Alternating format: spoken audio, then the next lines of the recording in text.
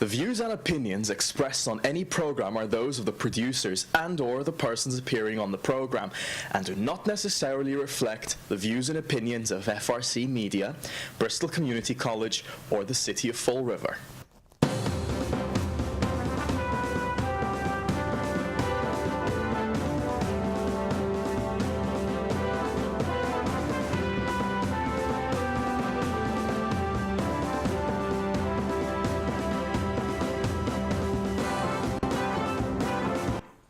Well, hello. Welcome to Spindle City Straight Talk. I'm Chip. I'm CJ. And I'm Carlos. And it's Friday, TGIF. Carlos is here. No bow tie, sans bow tie. But we got a lot of stuff to talk about. We've got phone calls and tips and everything. So let's get to it. Yeah, it's very interesting, Chip, because you know we always hear from our fans and our viewers, and we find out a lot of times that things just don't seem to be going the way they like it. But the first thing I want to address today is Mark Dion's column, looking for dirt on the Fall River market basket. You know, how come when we ask questions, we're negative, we're conspiracy theorists? You know, we're called freelance political analysts. You know, the problem is that I greatly support a market basket coming to Fall River. I actually like Market Basket. I've traveled to New Bedford to shop there. And you know, Mark is right that, you know, even his wife, Deb Allard, who I have a great respect for, she doesn't like to drive out to New Bedford.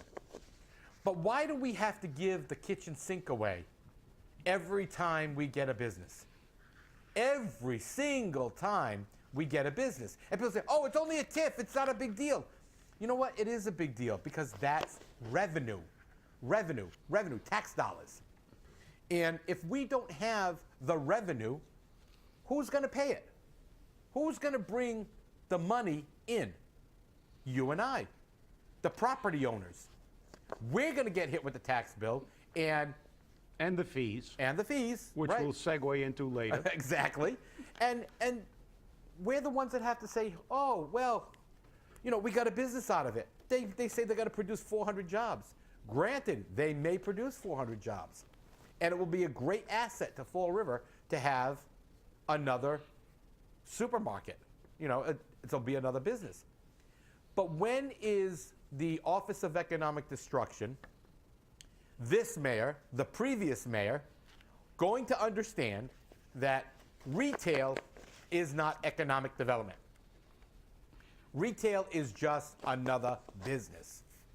It doesn't produce anything when you're not getting anything out of it. When you're giving away the kitchen sink, when you're saying, hey, you don't have to pay us taxes for 5 years, 10 years. Do I believe they're going to be gone once the TIF runs out? I don't know. Maybe, maybe not. But the realistic point of view, the pragmatic point of view, is to say, why do we have to give them everything to get them to come here? Now, I know Market Basket was looking in Rhode Island, and they were looking very heavily at Rhode Island because they weren't getting the tax deals. And they're a business. If I was the business and I was looking at locating somebody somewhere or locating my business in Fall River or any other city, I'd say, what are you going to give me to come here? That's the cost of doing business. Well, but we don't have to give away the kitchen sink. Well, it's even worse than that. I mean, look, I know Mark Monroe Dion likes to throw a little, you know, he throws a few snowballs in his articles and refers to things. But look, it's prudent for people to ask questions, and it's also prudent to say, listen, why do we continue to let people come in here and not contribute to the city's tax base? Because the fact is this market basket a good thing? Well, you know, most people I know that go to the market basket like it. I personally have never been to the market basket. I probably will go to the one in Fall River and check it out. But the fact is, the market basket is going to be in the South End. The Shores in the South End was run out of business already. So number one, we give them a TIF, and they don't put anything into the community, any tax money, to help pay for the services that they're going to use, fire, police, and all the other services. So they're not contributing anything. You might as well have a nonprofit or make it city-owned, which that's what we do. We own it. We own it because we subsidize it with our taxes. And then we have to look at the complete picture. They come in, they get 400 jobs. How many are going to be from Fall River? And let's say, for the sake of argument, most of them do come from Fall River, which they won't, because most of their management will come from another store. So they'll be hiring people to stock shelves and things like that. But now what happens when you open a market basket a stone's throw away from the Stop and Shop in the South End? Will the Stop and Shop in the South End ultimately close like the Shores?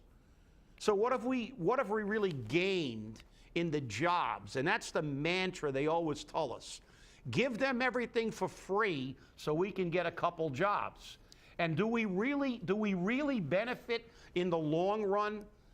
And let's look at past history. How many companies that got TIFs and contributed zero, big fat zero, to taxes in Fall River, and then left as soon as the TIFs were up? And I think that the way I see it is the negotiation, how the negotiation is done. Every deal people have to win, both parts have to win. How much we're gonna win with this, and how much they're gonna win with this. That's how we're gonna have to balance. Because if you go into a dealer to buy a car, the last thing they want to do is lose you as a customer. They want you. But they're not going to give you the car for free. We have to commit. Both sides have to commit. And we have all to agree into a point that none of us going to lose. We all going to win.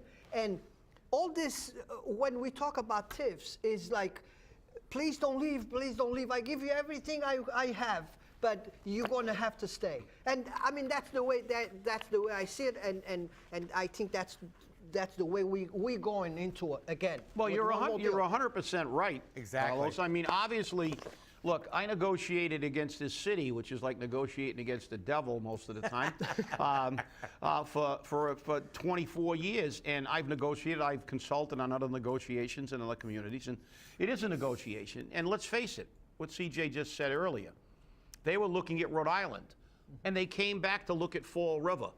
And was a TIF the tipping point? Well, maybe it was. But would they have come here without a TIF, or with a TIF that was back end, make them pay something up front? Was there a fee negotiated for at least public safety services? As you said, it's a negotiation. And let's face it, they came here because they think they can make money. And you know something? One of the few industries, besides funeral parlors, that can make money in Fall River is a market. You're selling food. And even poor people have WIC coupons, and they have to buy food. But you know, whether it's potato chips and Cheetos or mashed potatoes and corn, they buy food. And Fall River, you know, has always had, you know, quite a few markets. And now, are we going to have a situation where Market Basket comes in and runs the South End right? It runs the Stop and Shop the way Stop and Shop ran Shores into the ground? And like I said, overall, that's what it is. It's a negotiation. But when you negotiate, you're trying to get the best deal for your people, the city. And we are no way, no shape, in any form getting a good deal from Fall River. We have tiffed and tiffed and tiffed and tiffed, and any kind of business that even waves a couple of jobs in front of us comes in, and at the end, that's what I would like to see. They love studies. Let's take every business that got a tiff. Let's see how many Fall River jobs they got, and let's see how long they stayed here after the tiff was up. And let's see, really, if we take that and compare it to the tax money we lost by not requiring them to pay their fair share, if it was a good deal. And I think you're going to find out it's a very, very bad deal. You know, would I like a Market Basket? Hey, it's another market. If I get a better deal at Market Basket, I'll go to Market Basket. But, that's not the point, people. We're not looking at dirt. You're trying to look at this thing in the best interest of the city of Fall River. And heaven forbid we do that. Heaven forbid that we try to say, you know something? More fees, more taxes. All they know how to do is take it out of the residential taxpayers' pockets and hurt the other small businesses in the communities, because everybody has to fight this fight, and it's just it's ridiculous. Chip, the thing that gets me is that we don't even know what the TIF is. The TIF board hasn't even met yet. For all we know, they're saying, hey, for the next 100 years, you don't have to pay a dime in taxes because we're going to take that money and put it on the back of our residential taxpayers. And again, I'm not being a conspiracy theorist, contrary to Mark Dion's column, but I am being a pragmatist in that while I do support Market Basket coming to Fall River, and I know the Market Basket model, it's very similar to the Walmart model. And that's they come in the door and they say, okay, we have Stop and Shop a block up the street. We have another Stop and Shop a mile down the road. Both of them are priced significantly higher than Walmart. We know Walmart is a mile down the road. Let's look at these prices, average them out, and find out where we can be so that we're lower than everybody else but still making a profit. That's the nature of business. Who benefits from that? The consumer. But to do that, they need these TIFs. They need these tax breaks. And again, like Carlos said, we need to negotiate them out so everybody wins. Because you can guarantee they're in the south end of Fall River, okay, a couple of, not even a block away from one of the worst housing projects in the city. We call it the Amityville Horror. All right, and that Stop and Shop up there can tell you that daily they have hams walking out under people's shirts, and steaks walking out in their pants. So you know that with not paying any taxes, they're going to be using our police services. So should we hit them? Bizarro. Yeah, should we hit them with a fee for every police call they have to make? Because you know what? Somebody's got to pay the bill, and it's going to be us. Well, that's the key. CJ, there's no conspiracy theory here. It's just common sense. Oh, don't talk the mayor, like that. That's right. Heaven forbid, the least common of senses. But let's look at this. Our new mayor has given a few people a $7,500 pay raise. He gave his aide an $88,000 raise, which wasn't in the budget, by the way. He said he saved some money, but they're giving out money. They're creating new positions. They hired a new part-time corporation counsel for $46,000. He wants some kind of marketing guy for $25,000, and all this stuff keeps adding up. And then we get something like this, and it could pay taxes, and we say don't pay any taxes. But then, what do? Where's it going to come from? Where do we pay the bills?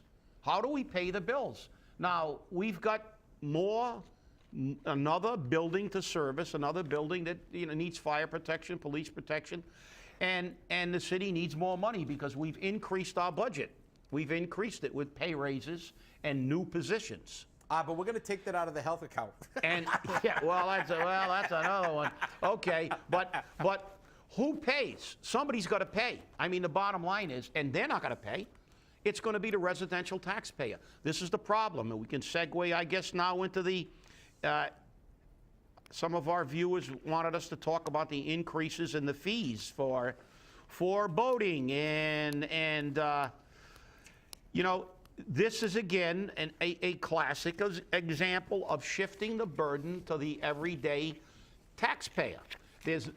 I still haven't heard one word except maybe Steve Long mentioned about fees for nonprofits, but that goes away quickly. They mention it and it disappears because all the big money guys that work on these nonprofits all call up and say, what do you think you're doing? It's okay for me to make $300,000 on a board of directors of Charlton and live out of town, but don't you dare make Charlton pay for its police and fire protection.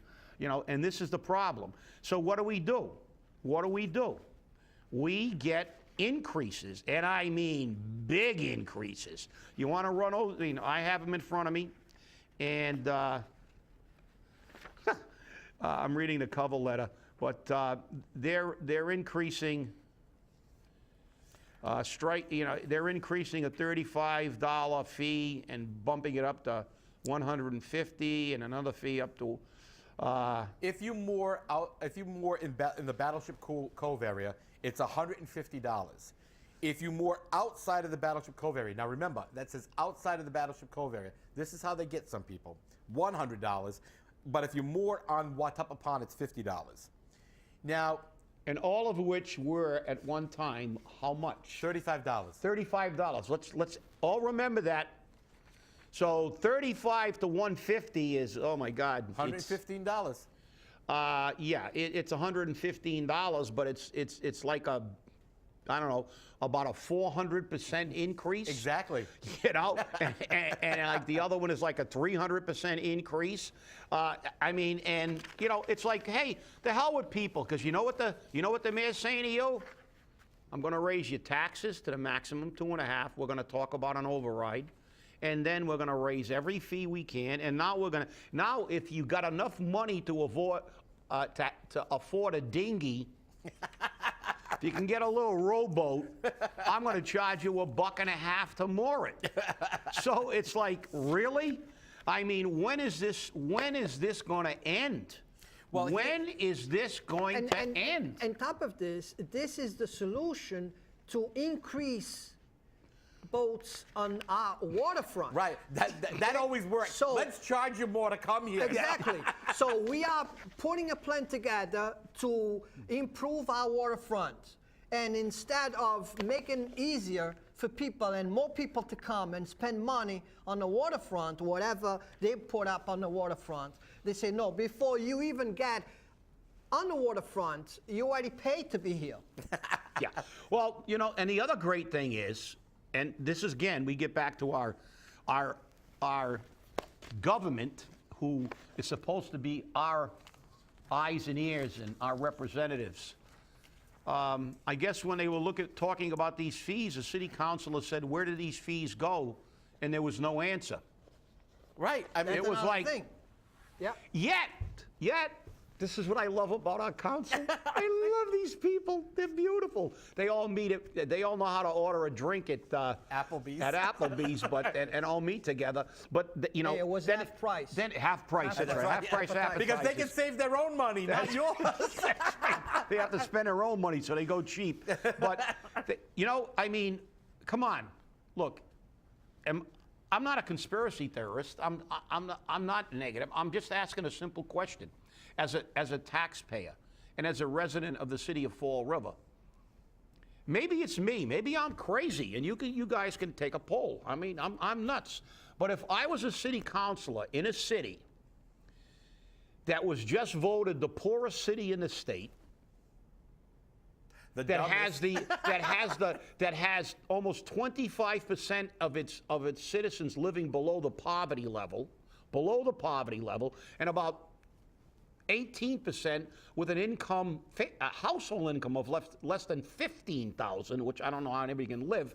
Now, I live in a city like this, and they can barely afford anything, right?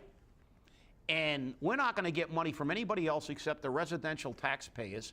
And then I look at something like this as a counselor, and then I ask, well, where's this money going to go? And I don't get an answer.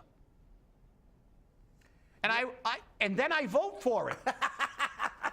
It's like, okay, I just asked you where this money is going to go and if it's going to do any good for the citizens of the Fall River, and I get no answer.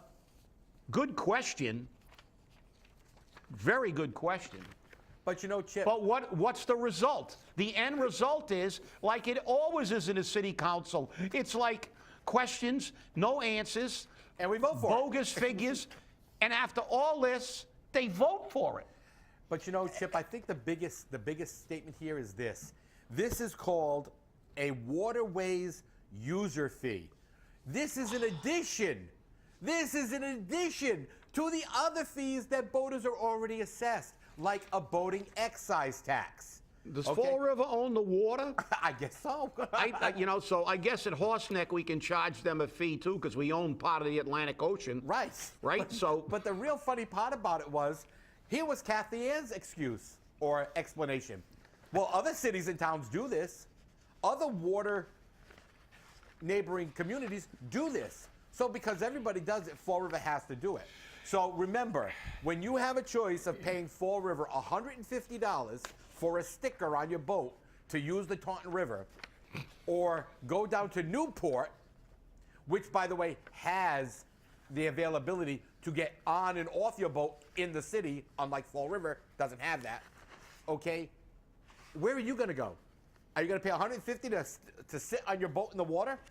Or are you going to pay $150 or $100 or whatever the Newport fee is, and I'll have to look that up, to be able to actually dock your boat, get off, and then get back on? And that's exactly what I was going to mention, was if I have a boat, and I have a weekend to spend, and some money in my pocket, where do I want to go? Do I want to go to Bristol, which is full of restaurants or on the waterfronts? Do I want to go spend a weekend in Newport? Or do I want to stay in Fall River and spend it on Heritage Park, my weekend? So, that's another thing that we need to think about. Yeah, and look at the toilet paper floating down the river. That's beautiful. And the Taunton River whitefish. But look, take heart, Carlos. They did have an exclusion. So I'm going to tell everybody out there, if you still want to have a boat, if you have an inflatable under 12 feet in length, so get an inflatable that's 11 feet, 11 inches. Job lot, like the one Salem job lot. If you kayaks, canoes, dinghies, sailing dinghies, that's a dinghy, I guess, with a sail on it, and windsurfers, sailboards, and rafts, those are all exempt. So I guess the Tipsy Seagulls exempt because they're a raft, right? So they're not going to pay any docking or mooring fees. But this is just we're kind of trying to make this a little lighthearted so we stop from crying. Yeah. But But again, it's just just increase after increase after increase in fees and taxes on the residential people. They still haven't gotten one lousy red cent out of any nonprofit. They still haven't gotten anything out of any industry that moves in here and promises 50 jobs or more out of that toward a tax base. So who's left? Us. And you know something? It's time to, this is just a symptom of the problem. The real problem is when a city council doesn't get answers and doesn't prove that whenever they want to take money out of our pocket, it's going to something that's going to benefit us as citizens and taxpayers of this city, and then they vote for it. They shouldn't be there. This is the problem. The problem is the government. We ran out of sand in our Sahara a long time ago. But I just said it's nothing in return. I mean, those prices gonna go up, and what are the people getting in return different that they were getting with the low fee? That's the part that I'm more concerned. Because Carlos, you're not giving me anything back different that I have right now. Carlos, the only person in that department that gets paid is the harbor master. Everyone else is a volunteer. So salaries aren't the issue. So let's take that out. And their claim to fame is, well, we provided all the services for the USNS Fall River when it came to Fall River. We provide all the services when the fireworks go off. And we provided the services for the boat races. Well, let me put it to you this way. When the boat races came to Fall River, Michael Lund should have paid for that. He brought it here. He should have paid for all of that. Did we charge them anything? I want to know. Why do we always provide these services to all our politically connected nitwits for free? The boat races, we should have assessed huge fees on this. But because guess what? It did not provide a substantial income or revenue to the city of Fall River, and select businesses made some money. But look, we've had boat races. We've had hundreds of boats around the harbor, and not a lot of businesses in the city made any money if at all. Exactly. And the fact is, I'm going to read the mayor's cover letter to the honorable council, dear council members. Over the past year, our boating amenities have been expanding and contributing to our efforts to bring visitors to our waterfront.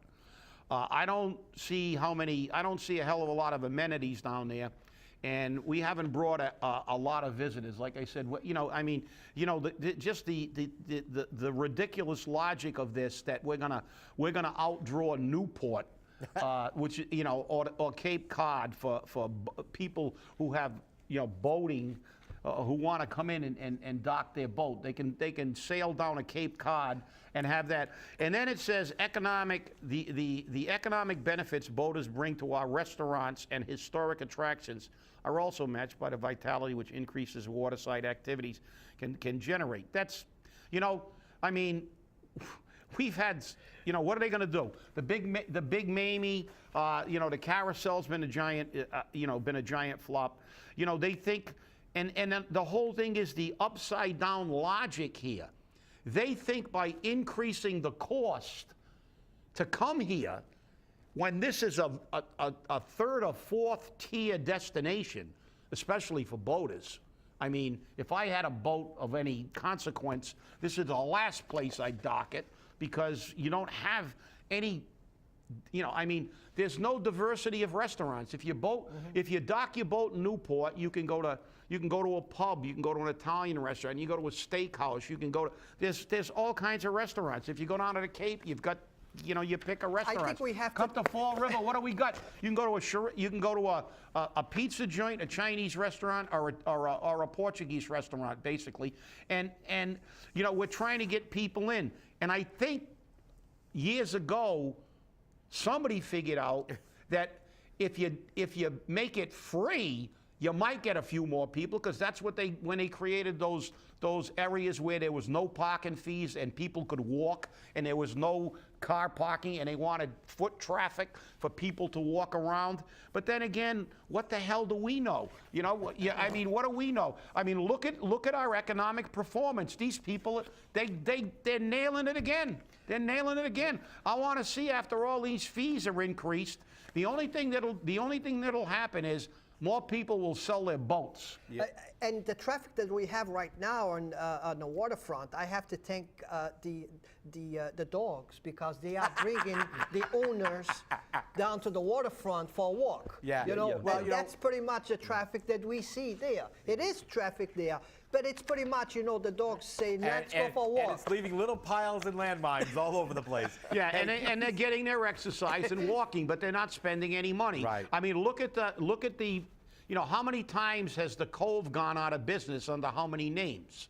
And let's see if the Cove is still there in 3 or 4 years. Well, we beat that one pretty much, and we got a little less than a minute. And I really wanted to get to the mayor's request to the CPC for money for a roof for a private developer who he doesn't want to name, and he doesn't want to show what the development's going to be. And I have a question for you, Mr. Mayor. What shenanigans are you doing? Because I want to know who this developer is, because let me tell you something. I'll guarantee you I find him on your OCPF report. That's for sure. And by the way, since we're talking about the CPA, there will be a move, and I will be a part of it, to eliminate this tax for the people of Fall River.